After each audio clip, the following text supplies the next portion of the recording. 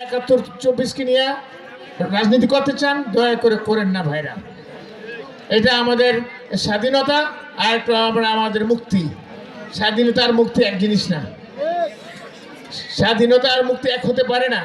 আবার আপনাদের কর্মকাণ্ডকে আমরা অবশ্যই অবশ্যই সম্মান করি, শ্রদ্ধা করি, এবং আমি তো এটার জন্য সবচেয়ে বেশি উপকৃত একজন বান্দা আপনার সামনে আছি।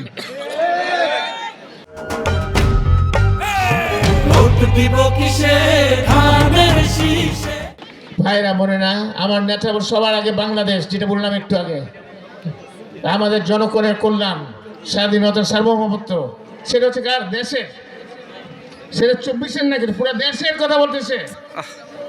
যাই হোক, আর আরেকটা কথা বলেছেন, ওনার একটা প্ল্যান আছে,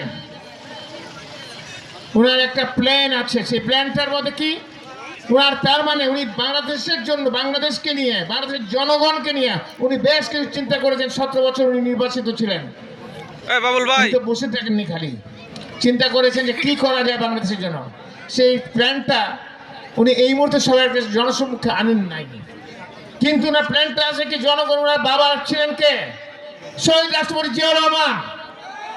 ওনার মাতা ছিলেন কে, 3 বারের সাবেক প্রধানমন্ত্রী, গণতন্ত্রের মানুষ কন্যা বেগম খালেদা জিয়া। আপনারা যদি ওনার চেহারা দেখেন, একটু ভালোভাবে দেখেন, ওনার বাবা এবং ওনার মায়ের প্রতিচ্ছবি ওনার মধ্যে দেখতে পারবেন।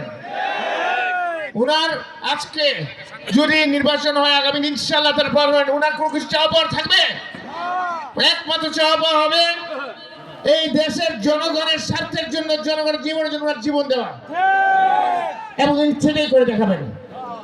উনি সেটাই করে দেখাবেন। উনি বাবা মা জীবন দিয়েছেন, উনিও জীবন দিবেন। কিসের জন্য? জনগণের জন্য, জনগণের স্বার্থে, কল্যাণের জন্য।